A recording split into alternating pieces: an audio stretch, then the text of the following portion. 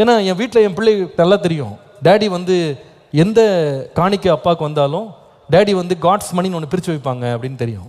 தசம பாகத்தை பிரித்து வைப்பாங்க. அவன் கேட்பான், daddy which is that purse, your personal purse or ministry purse அப்படின்னு கேட்பான். ஏன்னா அவனுக்கு தெரியும் எந்த காசை எதுக்கு வைக்கிறேன்னு அவனுக்கு தெரியும். நான் சொல்லுவேன், இது வந்து டைத், இது தேவனுக்குரியதை தேவனுக்கும் ராயனுக்குரியதை ராயுதனுக்கு கொடுக்கணும். அதனால் இந்த காசை நம்ம எடுக்கக்கூடாது, இது கர்த்தருக்குரிய காசு. இது சின்ன வயசுலேருந்தே இம்ப்ளிமெண்ட் பண்ணணும். தசம பாகத்தை நீ பிரித்து வை, கர்த்தருக்காக கொடு, கர்த்தருக்காக இதை கொடுக்கணும். கர்த்தருடைய கிருபையினால் அதை நான் என் லைஃப்பில் ப்ராக்டிஸ் பண்ணுறேன். அதை சின்ன வயசுலேருந்தே அவனுக்கு போதிக்கிறேன். அது அவருடைய வாழ்க்கையில் விசுவாசத்தை உண்டாக்கும். அதாவது என்ன சொல்லணும்னா, நீ வாங்குறதுக்கு மாத்திரம் விசுவாசிக்காத, கொடுக்கறதுக்கு விசுவாசி, கொடுக்கறதுக்கு விசுவாசி. கர்த்தரை நம்பி கொடு, கர்த்தர் உனக்கு தருவார்.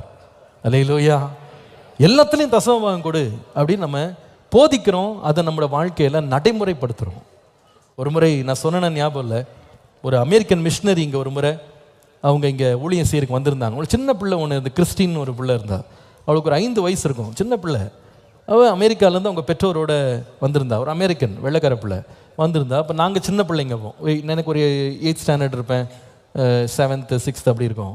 இந்த பிள்ளைகள், இந்த ஒரே பிள்ளை தான், ஒரே மகள் வந்திருந்தா. இவ்வளோ தூரம் நாங்கள் கொடுக்குறதெல்லாம் சாப்பிட்டு அட்ஜஸ்ட் பண்ணுறதை பார்த்தோன்னே எங்களுக்கு அந்த பிள்ளைக்கு ஏதாவது செய்யணும்னு ஒரு ஆசை.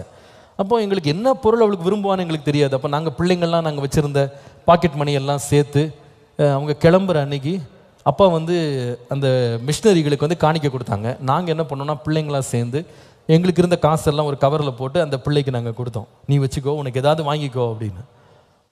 அந்த பிள்ளை வாங்கின உடனே தேங்க்யூன்னு சொன்னான். உடனே அவங்க அப்பா பக்கத்துலேருந்து சொல்கிறாரு, Christian what is the lesson அப்படின்னு.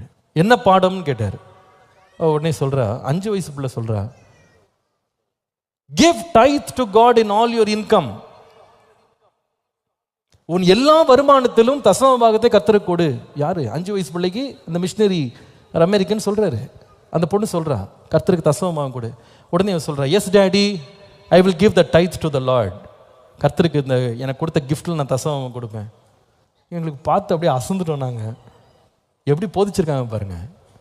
5 வயசு பிள்ளை தான். ஆனால் நீ கர்த்தர்கிட்ட வாங்குறதுக்கு மட்டும் நம்புறது இல்லை, கர்த்தர் கொடுக்கறதுல கூட நீ நம்பிக்கை வைக்கணும், விசுவாசிக்கணும். கர்த்தருக்கு கொடுக்கும்போது கர்த்தர் என்னை வானத்தின் பலகணிகளை திறந்து இடங்கொள்ளாமல் போக மட்டும் என்னை ஆசீர்வதிப்பார். அந்த விசுவாசத்தை நாமளும் பின்பற்றணும், போதிக்கணும், அதை நாம் நடைமுறைப்படுத்தணும். ஆமேன்.